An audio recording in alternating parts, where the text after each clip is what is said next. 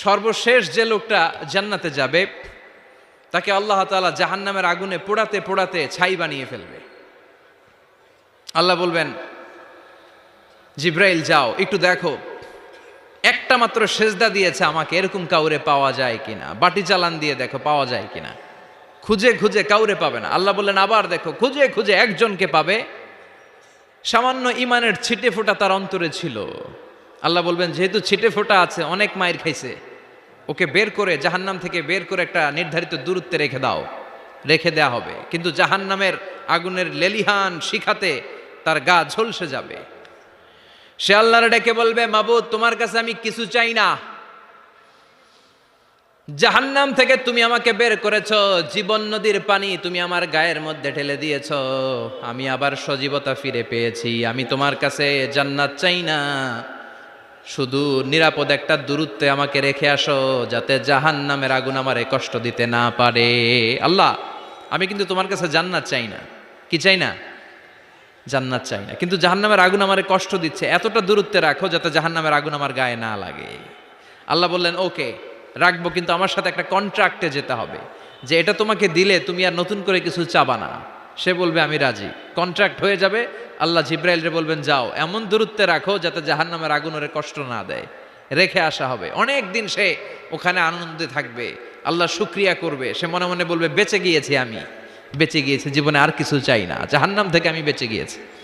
অনেকদিন থাকার পরে মনে মনে ভাববে বাইসা তো গেছি, কিন্তু নতুন করে একটু ট্রাই করে দেখি, জাহান্নামের সৌন্দর্যের দৃশ্য একটু চোখ দিয়ে অবলোকন করা যায় কিনা। সে আল্লাহরে ডেকে বলবে, আল্লাহ ইনদি সুআল, আমার একটা ফরিয়াদ আছে। কি ফরিয়াদ? আল্লাহ আগেই বলে রাখি আমি কিন্তু জান্নাতে যেতে চাই না। আল্লাহ বলবেন কি চাও? সে বলবে আল্লাহ তোমার জান্নাতটা তুমি কত সুন্দর করে বানিয়েছো, আমি একটা নজর শুধু দেখতে চাই। জান্নাতের দরজার সামনে নিয়ে যদি আমারে বসিয়ে রাখো, দ্যাটস ইনাফ, আর কিছু চাই না, শুধু জান্নাতের দরজার সামনে। আল্লাহ বললেন তুই না ওয়াদা করেছিস, তুই না চুক্তি করেছিস। সে বলবে আল্লাহ আমারে হতভাগা বানাইয়া তোমার কি লাভ? সুবহানাল্লাহ পড়েন। আমারে তুমি হতভাগা বানিও না। আল্লাহ বলে ঠিক আছে, আবার সিগনেচার কর যে জান্নাতের দরজার সামনে বসিয়ে দিলে আর কিছু চাবি না। সে সিগনেচার করে বলে আমি চাবো না। আল্লাহ বললেন জিব্রাইল বেচারারে ধরে জান্নাতের গেটের সামনে বসায় দে। এবার জান্নাতের গেটের সামনে বসে বসে জান্নাতের সৌন্দর্য দেখা শুরু করবে। সুবহানাল্লাহ। এমন সৌন্দর্য যেটা চোখ দিয়ে কেউ দেখে নাই, কান দিয়ে শোনে নাই। ওই সৌন্দর্য চোখে দেখে, কান দিয়ে আওয়াজ শোনে, মাগার ভোগ করতে পারে না। অন্তরে জ্বালা আছে না নাই? এয়ার কন্ডিশনের রুমে ঢুকতে না পারলেও, এয়ার কন্ডিশনের রুমের দরজার বাইরে দাঁড়ালো, এয়ার কন্ডিশনের রুমের একটা ঠান্ডা বাতাস গায়ে লাগে না? কথা বলেন তো। ও যখন জান্নাতের দরজার সামনে দাঁড়াবে, ওর গায়েও এরকম জান্নাতের ঠান্ডা বাতাসের হিমেল ছোঁয়া গাটাকে শীতল করে দিবে। ওই শীতল হয়ে যাওয়ার পরে আর তো সহ্য হবে না, আবার আল্লাহরে ডাকবে। মনে মনে ভাববে আর একটু ট্রাই করি না, দোষ কি, আস্তে আস্তে অনেক দূর তো আগাইছি। সুবহানাল্লাহ কইবেন না? এবার আল্লাহরে বলবে আল্লাহ ইনদি সুআল, আল্লাহ তুমি যদি কোনো বিষয়ে নতুন করে ডিসিশন নাও, তোমারে জিজ্ঞেস করার মতো কি কেউ আছে? আল্লাহ বলে না, আমি তো সব রাজার বড় রাজা, মহারাজা, আমার উপরে তো কারো কথা চলে না। ওই হতভাগা লোকটা বলবে আল্লাহ এত সুন্দর জান্নাত তুমি বানালা, চোখ দিয়ে সৌন্দর্য দেখি, কান দিয়ে আওয়াজগুলো শুনি, হুর আর গেলমান হেঁটে বেড়ায়, এত সুন্দর জান্নাত চোখ দিয়ে দেখি, ঢুকতে পারি না, আমারে কষ্ট দিয়ে তোমার কি লাভ? ও আল্লাহ আমারে তুমি মাফ করে দাও, জান্নাতের চিপার মধ্যে এক কর্নারে তুমি একটু আমারে জায়গা করে দাও।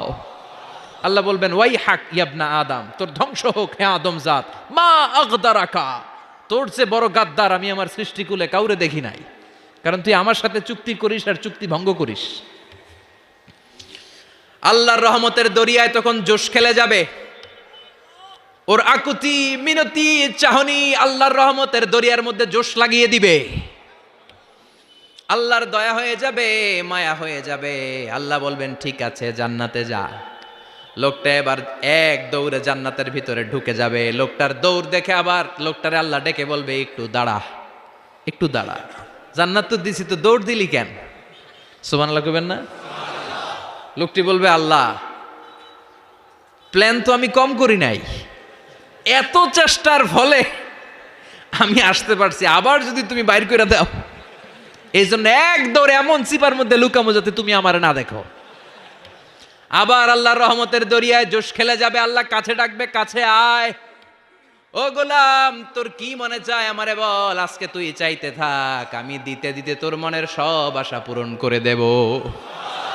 লোকটা খুশি হয়ে বলবে, আল্লাহ আমারে এটা দাও, বাড়ি দাও, গাড়ি দাও, নারী দাও, এটা দাও, ওটা দাও, একের পর এক চাইতে থাকবে, আল্লাহ সব তারে দিতে থাকবে। চাইতে চাইতে লোকটার সব চাওয়া যখন শেষ, সে বলবে, আল্লাহ আর আমার চাওয়ার কিছু নাই। আল্লাহ বলেন, নো, এত তাড়াতাড়ি যে তুমি খেলা শেষ করতে পারবা না মনু, আমার সাথে তোমার এই খেলা আরো লম্বা সময় চলতে হবে, তোমার অনেক কিছু চাইতে হবে। তুই আজকে চাইতে চাইতে তোর সব চাও আমার কাছে বলবি, আর আমি দিতে দিতে তোর জীবন ধন্য করে দেব।